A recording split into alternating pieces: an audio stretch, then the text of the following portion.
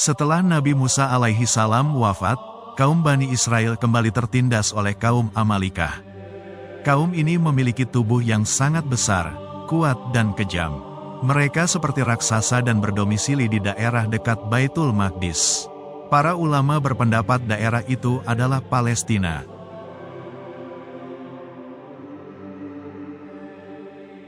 Kaum Amalekah memiliki seorang pemimpin, namanya Jalut.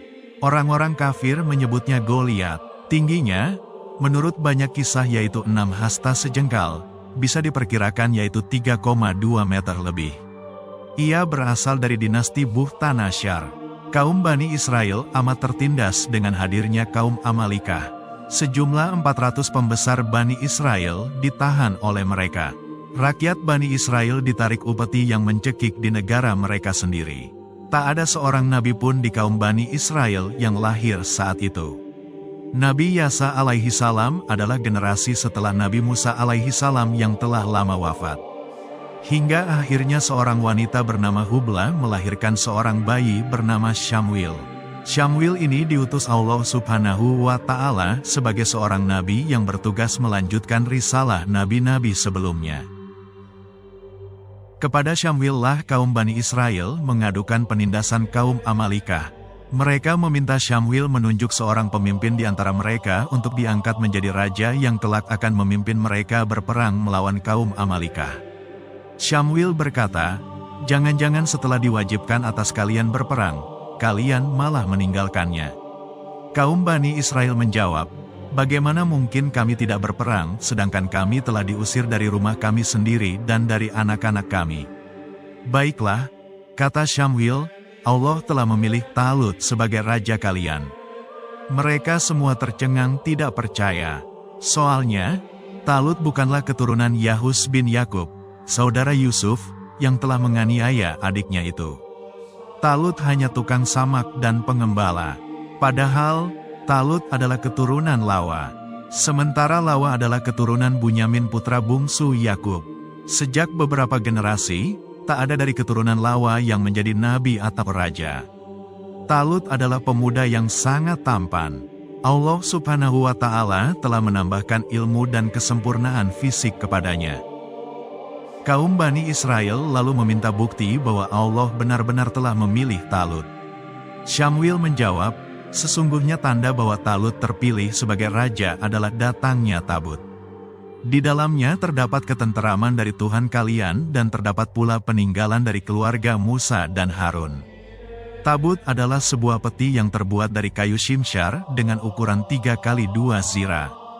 Peti itu disepuh emas. Di dalam terdapat sepasang alas kaki Nabi Musa beserta tongkatnya, sorban Nabi Harun, semangkuk mana yang diturunkan Allah Subhanahu wa Ta'ala semasa Nabi Musa alaihi salam untuk makanan pagi kaum Bani Israel, dan buku-buku dari Nabi terdahulu.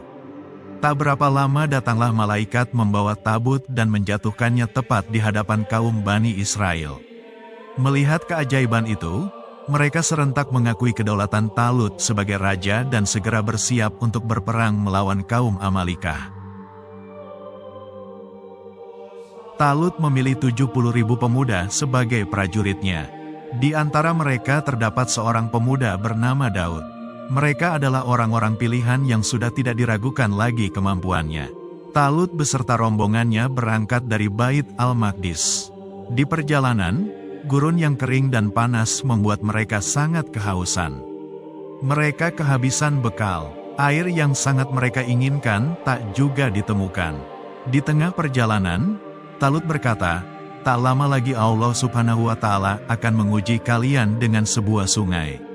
Barang siapa minum dengan berlebihan dari sungai itu, maka mereka bukanlah termasuk golonganku, kecuali mereka yang hanya minum dan makan sekedarnya, hanya sedikit dengan tangan mereka."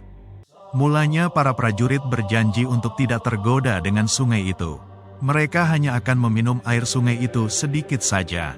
Namun, ketika sungai yang dimaksud Talut telah tampak di depan mata, panjang dan lebar, dengan airnya yang bening dan terasa amat sejuk, serentak mereka lupa dengan janji mereka. Sebagian besar dari mereka menceburkan diri ke dalam sungai, meminum dengan sepuasnya. Hanya tinggal 313 saja yang tetap teguh pada pendiriannya. Atas izin Allah Subhanahu wa Ta'ala, prajurit yang telah melanggar janjinya itu tiba-tiba menjadi ciut nyalinya untuk berperang. Banyak di antara mereka yang lemah lunglai dan mengantuk. Mereka berkata, "Tak mungkin kita melawan Jalut. Tak ada kekuatan pada kami untuk melawan Jalut dan para prajuritnya." Sementara 313 prajurit yang tadi bisa memegang janjinya tetap bersikukuh untuk melanjutkan peperangan. Mereka berkata, "Dengan izin Allah, banyak golongan kecil akan dapat mengalahkan golongan yang lebih besar. Karena sesungguhnya Allah beserta orang-orang yang sabar." Talut berangkat dengan sisa-sisa prajuritnya. Barisan pun diatur. Strategi juga diatur dengan sangat piawai oleh Talut. Diriwayatkan, jumlah prajurit Jalut kurang lebih 100.000 orang dengan persenjataan lengkap. Posisi Jalut sangat menguntungkan. Mereka juga tak akan kekurangan bekal, karena mereka diserang di daerah kekuasaan mereka sendiri. Namun pasukan Talut yang tersisa sama sekali tak ciut melihat hal itu. Mereka sangat yakin dengan pertolongan Allah Subhanahu wa Ta'ala. Kalaupun harus mati, mereka pasti akan bertemu dengan Allah Subhanahu wa Ta'ala. Perang dahsyat pun dimulai. Banyak korban berjatuhan di pihak Jalut. Bahkan, di luar dugaan, Jalut terbunuh di medan itu. Siapa pahlawan yang membunuh Jalut? Ada dua versi pendapat dari para ulama dalam menyimpulkan siapa yang membunuh Jalut. Yang pertama, sebelum berangkat, Talut mengadakan sayembara kepada para prajuritnya.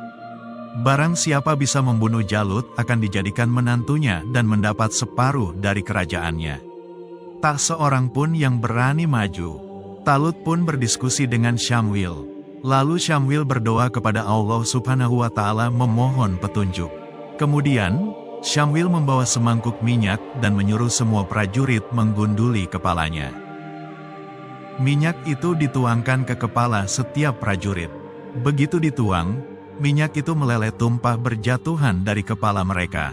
Hingga tiba giliran pemuda bernama Daud bin Aisyah alaihi salam. Dia adalah bungsu dari 13 bersaudara. Di kepala Daud alaihi salam minyak itu tidak tumpah, tapi malah membentuk sebuah topi baja untuk berperang. Berkatalah Syamwil, "Engkaulah anak muda yang akan berhasil membunuh Jalut." Begitu Daud alaihi salam bergegas akan pergi ke saf terdepan, sebuah batu memanggilnya. "Bawalah aku Daud, karena aku adalah batunya Nabi Musa." Daud alaihi salam memungutnya. Setelah akan melanjutkan perjalanan lagi, sebuah batu kecil memanggilnya lagi. "Bawalah aku Daud, aku adalah batu yang akan membantumu membunuh Jalut." Daud pun kembali memungutnya. Begitulah, hingga ada 3 buah batu kecil di saku baju Daud dengan sebuah miklah, yaitu ketapel di tangannya. Dalam perang melawan Jalut, Daud menggunakan miklahnya. Atas izin Allah Subhanahu wa Ta'ala, 3 buah batu yang tadi dibawanya tepat menembus mahkota hingga kepala Jalut. Jalut pun tumbang dan mati. Pendapat kedua, dari ulama-ulama salaf. Mereka mengatakan, Jalut mati di medan perang dan tak seorang pun tahu siapa pembunuhnya. Banyak prajurit yang mengaku-ngaku sebagai pembunuh Jalut karena ingin mendapatkan hadiah sayembara yang dijanjikan Talut. "Sayalah pembunuh Jalut," kata mereka. Talut pun bingung dan meminta bantuan Syamwil untuk memecahkan masalah ini. Maka, Syamwil menggunakan cara seperti yang telah disebutkan di atas. Hanya Allah Subhanahu wa Ta'ala yang Maha Tahu riwayat mana yang benar. Namun, pendapat yang kuat adalah Nabi Daudlah yang membunuh Jalut karena Al-Quran telah menceritakan begitu. Talut menepati janjinya. Daud alaihi salam dinikahkan dengan seorang putrinya dan diberi separuh kerajaannya. Daud alaihi salam pun hidup dengan tenang selama 40 tahun. Setelah itu Talut wafat. Sepeninggal Talut, Daudlah yang menggantikannya sebagai raja. Daud alaihi salam diangkat oleh Allah sebagai nabi dan rasul dan diturunkan kepadanya. Nah, itulah kisah singkat dari pemuda pemberani yang telah membunuh Jalut. Sebelum kita akhiri video ini, Jangan lupa di like dan subscribe channel ini supaya tidak ketinggalan kisah-kisah berikutnya. Terima kasih banyak.